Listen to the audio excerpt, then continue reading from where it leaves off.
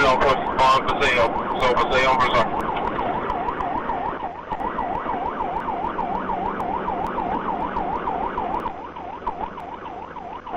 2024, you gotta put it out. You put it out.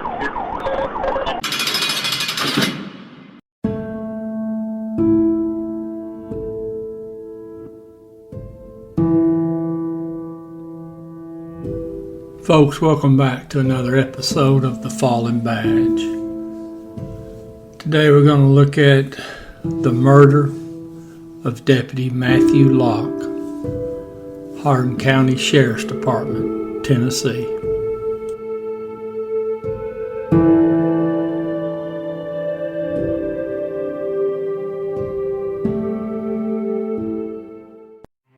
Deputy Locke was 30 years old. Now, he'd been with Hardin County Sheriff's Department for about 7 years. Now, he had a wife and he had a little girl. He was also a member of the Tennessee Army National Guard, so he was serving his country and serving his community, as so many of these officers are. Now, Hardin County sits down there on the Tennessee-Mississippi line. It's a big county. In fact, the county just west of it, McNairy County, same way. They're big counties, rural, got a lot of area to cover, but generally you ain't got a whole lot of deputies to cover all of it. It's about a 2.5 hour drive out of Memphis, east of that big old city. They don't have just a whole lot of mischief out that way, out in the country. But when they do, in a case like this one, it's pretty bad. I used to work down in that area. I was a park ranger in Big Hill Pond State Park, which is in McNairy County, which is that county that bumps up to Hardin County on the west side there. Now, I spent a little time at Pickwick Landing, which is that's a state park there in Hardin County, right there around the city of Savannah. Now, you'll see when the areas like Hardin County here, there may not be a whole lot of police in any one department, but now the police out in the country are really good about helping each other out. Now, it's September 25th, 2021. It's about 8:30 in the evening. Deputy Locke, if it was as it used to be back years ago, they generally got the deputies assigned to the north or the south part of the county. Now, this call that's going to go out, this domestic violence call, it would be up in the north part of Hardin County.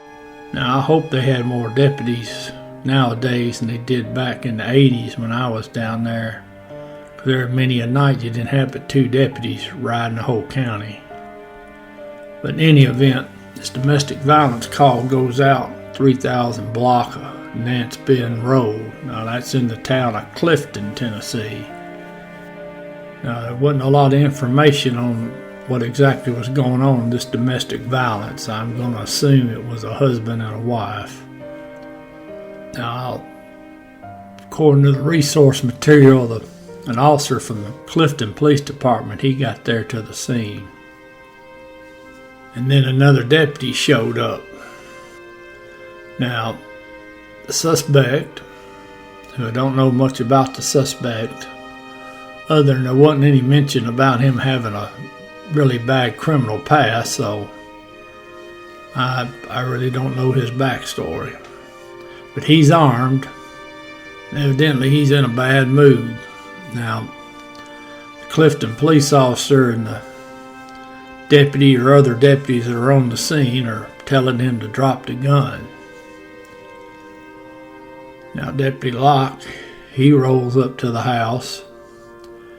He gets out, and I don't know if he's moving to cover or trying to get to cover or he left cover or what. But now the suspect, he cranks off rounds and he hits Deputy Locke. Deputy Locke goes down.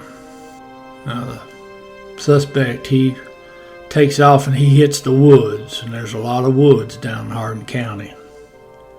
Now they load up Deputy Locke. They take him to the hospital. Now I don't know which hospital they took him to initially. There's just not really just a real big hospital down that way that's got a trauma center that I know of. It doesn't mention it, but I would think generally they're going to get life flight, bring the helicopter in, and take him to Memphis. Memphis has the highest level and probably one of the best trauma centers anywhere in the southern part of the country. But now Deputy Locke, he doesn't make it. He dies there at the hospital. Now the suspect's out there in the woods, and it takes them a few hours, and the police get the woods surrounded. Now he gets snatched up by some troopers with Tennessee Highway Patrol. So now initially he's in the Hardin County Jail, but now obviously since he killed a deputy with Hardin County Sheriff's Department, they're not going to keep him there very long.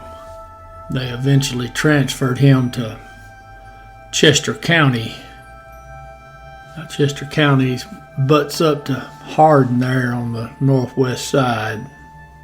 Now they generally do that when you got a deputy involved because, of course, the officers that run the local jail, they're also members of the same department, Hardin County Sheriff's Department. So they don't want any confusion about anything that might happen to the prisoner.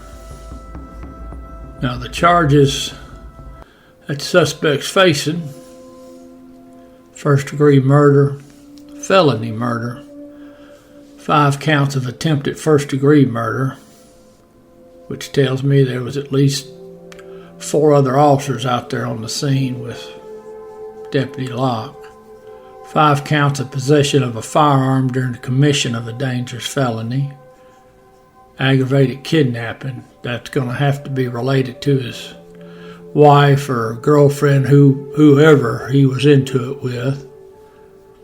6 counts of aggravated assault, domestic assault, interference with an emergency call, reckless endangerment, and evading arrest. Now the prosecutor up that way in Hardin County, as you might guess, he's going to seek the death penalty on this fella.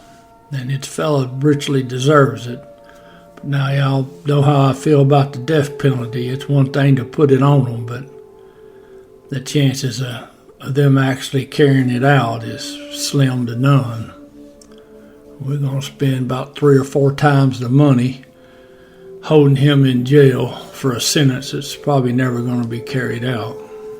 But it sure is some just a foolish actions on the part of this suspect. And that poor little old girl ain't going to see her daddy. And now that is a shame.